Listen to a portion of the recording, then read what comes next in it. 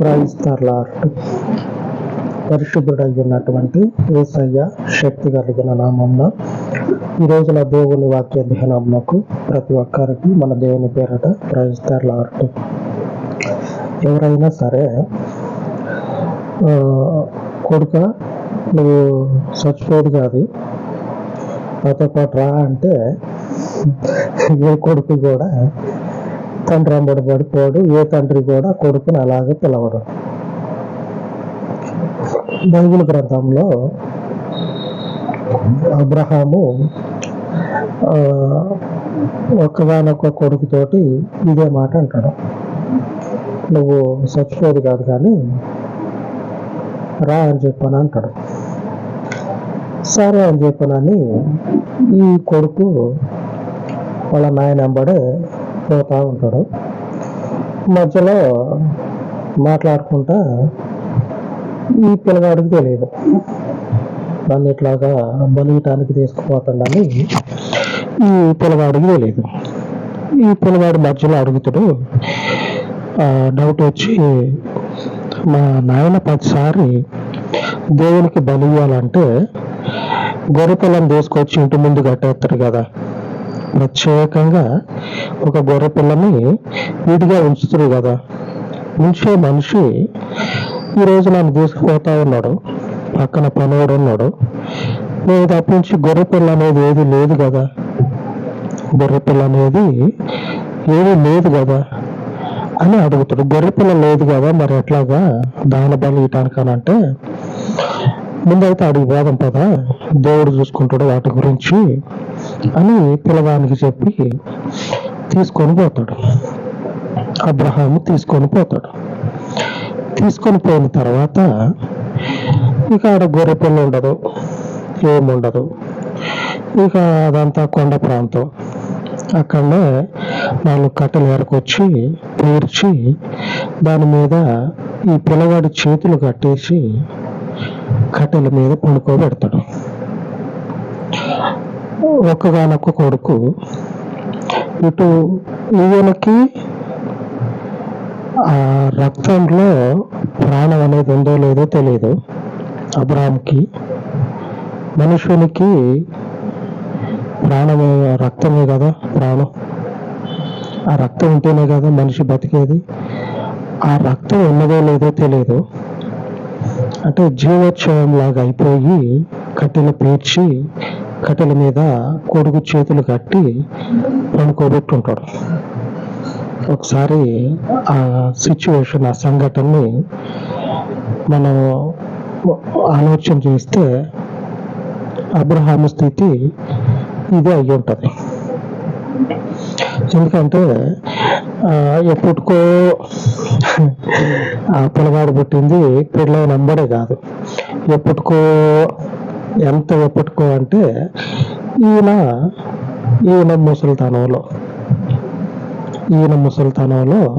ఆ పిల్లగాడు పుడతాడు. ఆ పిల్లగాడిని ఈయన చేతులతోటే ఆ చితి మీద పడుకోబెడతాడు. ఆలోచన చేయండి ఎంత హృదయ స్థితి దేవుణ్ణి ఆనుకొని ఉన్నదో, ఎంతగా శరీరంలో బలం అనేది లేకపోయినా సరే దేవుని మీద ఉన్నటువంటి ఆ విశ్వాసం ఆ మనుషుడిని నిలబెట్టి ఆ పని చేపిస్తా ఉన్నది.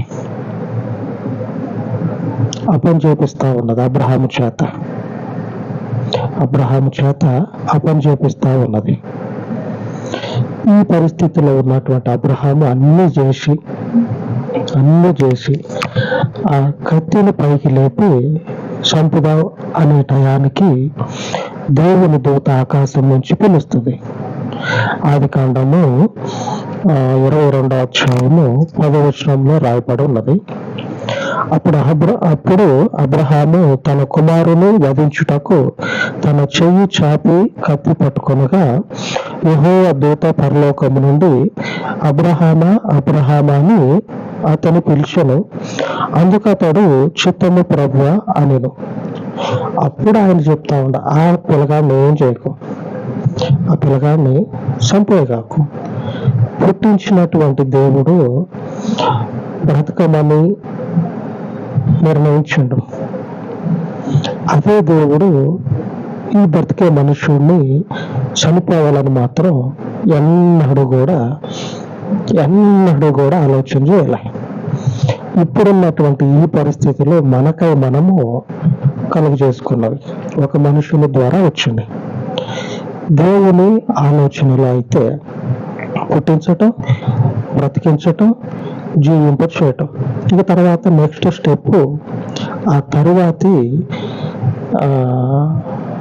స్టెప్ ఏంటంటే ఏమీ లేదు. దేవుని చిత్తంలో ఏమీ లేదు. ఈ మనుషుడు పుట్టాలా, బ్రతకాలా, జీవించాలా, ఆ తర్వాత చనిపోవటం అనేది లేదు. దేవుని ఉద్దేశం అది కలిగి మనుష్యుడిని పుట్టించిండు. అబ్రహాముకి ఇచ్చినటువంటి సంతానం ఈ కొడుకు అయితే ఇసాకుని దేవుడు బలి అడిగితే, సరే చూద్దాం దేవుని ఉద్దేశం ఏమై ఉంటుందా అని అబ్రహాముకి ఈ ఆలోచన ముందే ఉంటది. ఏది, దేవుడు ఏ రకంగా కూడా మనుషుల్ని చంపడం, అది నాకు ఎరికే. ఆమె బెస్ట్ ఫ్రెండ్ అయితే ఆ బెస్ట్ ఫ్రెండ్ ఆలోచన ఆ మనుషుని డైలీ రొటీన్ లైఫ్ అంటే డైలీ ఆ మనుషుని జీవితంలో ఏ స్టెప్ అయిపోతా ఉన్నాడో ఈ పక్కనుండా ఇంకొకటికి తెలుస్తుంది, బెస్ట్ ఫ్రెండ్స్ అయితే. అలాగా అబ్రహాము దేవునికి స్నేహితుడని పిలువబడ్డాడు. మరి దేవుని గురించి తెలియదా? దేవుడు ఏ మాత్రం కూడా మనుష్యుడిని బతికించటం కొరకు మాత్రమే ఆయన పనిచేస్తాడు, కానీ చనిపోవటం అనేది అసలు ఆయన ఆలోచనలోనే లేదు. చనిపోవటం అనేది ఆయన ఆలోచనలోనే లేదు మనుష్యుడు. అటువంటిది చనిపోయేంత వరకు ఎందుకు తీసుకెళ్తాడు దేవుడు? మొదట ఈ మనుషుడు ఏ రీతిగా దేవుని మార్గంలో నిలిచి ఉన్నాడు అని కనిపెట్టడం కోసం దేవుడు అబ్రహాం ముందు ఈ పరిస్థితిని తీసుకొచ్చి పెట్టాడు. ఇప్పుడు అబ్రహాము, ఇస్సాకు వీళ్ళిద్దరి గురించి మనం ధ్యానించుకుంటే, ఈ అబ్రహాము ఈ ఇస్సాకుని తీసుకొని పోతా ఉన్నప్పుడు ఈ ఇస్సాకు అడిగాడు, అన్ని రోజులు నువ్వు బలిచ్చేటప్పుడు గొర్రె పిల్ల ఉంటది, మరి ఇప్పుడు లేదు ఎందుకనంటే గొర్రె పిల్లని దేవుడిస్తాడు కదా మనం బోధ అని చెప్పనని అదే విశ్వాసంతో ఆ కొండ మీదకి వెళ్ళి బలిచ్చే సమయానికి దేవుడు వద్దు, ఈ పిల్లగాడు వద్దు, ఈ పిల్లగానికి ప్రతిగా నీ వెనక ఆ పొదలో ఒక చెట్టుకి గొర్రె పిల్ల కొమ్ములు తగులుకొని అటు ఇటు ఉగులాడుతూ ఉంటది. ఎందుకంటే పోరాక ఆ గొర్రె పిల్ల ఆ చెట్టు కొమ్మల్లో ఇరుక్కుపోతుంది. ఎప్పుడు ఎటు నుంచి వచ్చిందో తెలియదు. అబ్రహాము ఆ పరిస్థితిలో ఉన్నప్పుడు అబ్రహాముకి కొద్ది దూరంలోనే ఆ గొర్రె పిల్ల చెట్టు కొమ్మల్లో ఇరుక్కుపోయి ఉంటది. ఇక దేవుడు వద్దని చెప్పినాక అక్కడ ఉన్నటువంటి ఆ గొర్రె పిల్లని తీసుకొచ్చి దేవునికి బలిస్తాడు.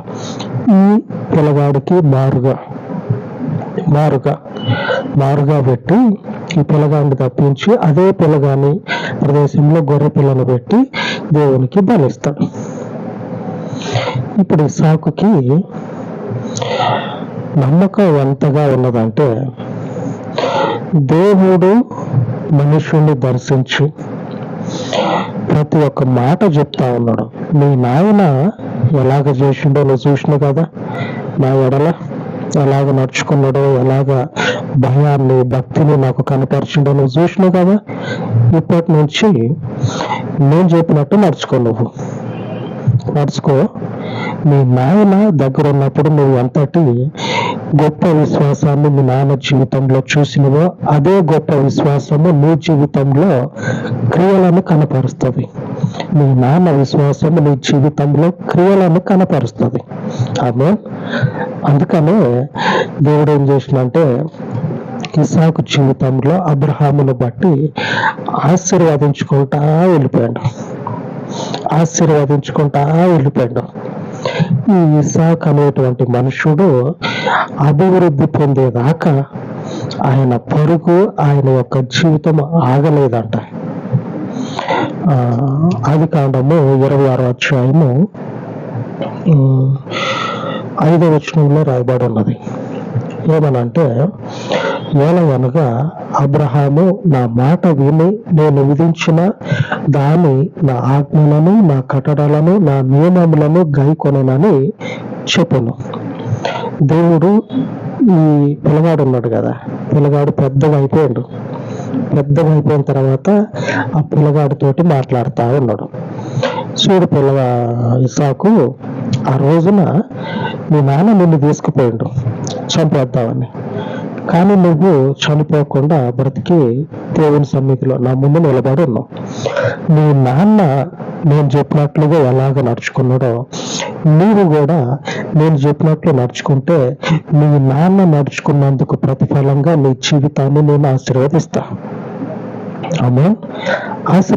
నేను నేనున్నటువంటి పరిస్థితులు ఎంతటి భయంకరమైనటువంటి పరిస్థితులు అయినా సరే నేను నిన్ను ఆశీర్వదిస్తా.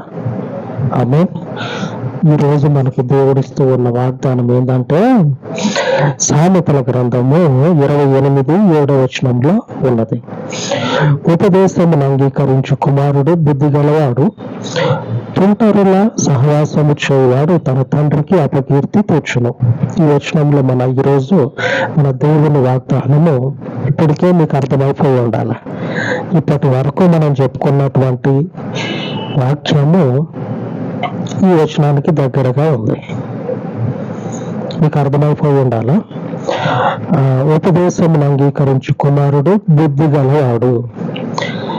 అబ్రహాము యొక్క ఉపదేశాన్ని అంగీకరించినటువంటి ఇస్సాకు బుద్ధి కలిగి ఆయన తండ్రికి లోబడి ఆశీర్వాదాన్ని పొందుకున్నాడు. తండ్రి అయిన దేవుని ఉపదేశాన్ని అంగీకరించినటువంటి అబ్రహాము బుద్ధి కలిగి దేవునికి లోబడి దేవుని యొక్క ఆశీర్వాదాలకు కారకుడుగా ఉన్నాడు. దేవునికి స్తుతి కలుగును గాక.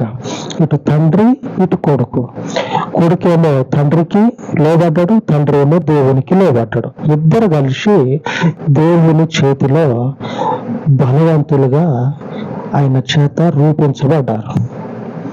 ఈ ఇస్సాకు జీవితాన్ని ఒకసారి మనం చూసినట్లయితే ఆ ప్రాంతం అంతా కూడా గడ్డు పరిస్థితులు ఉంటాయి. కరువు వచ్చి పరిస్థితులన్నీ తారుమారైతాయి. ఆ సమయంలోనే దేవుడు ఇస్సాకును దర్శించి, నువ్వేమీ భయపడగాకు ఇస్సాకు, ఏమీ భయపడగాకు, నేను అబ్రహాముకి నువ్వు ఇలాగనే ఉండాలి, నువ్వు ఇలాగనే జీవించాలి, నీకు ఇది కట్టుబాటు, ఇది నీకు నియమము అని నేను చెప్పిన మాటకి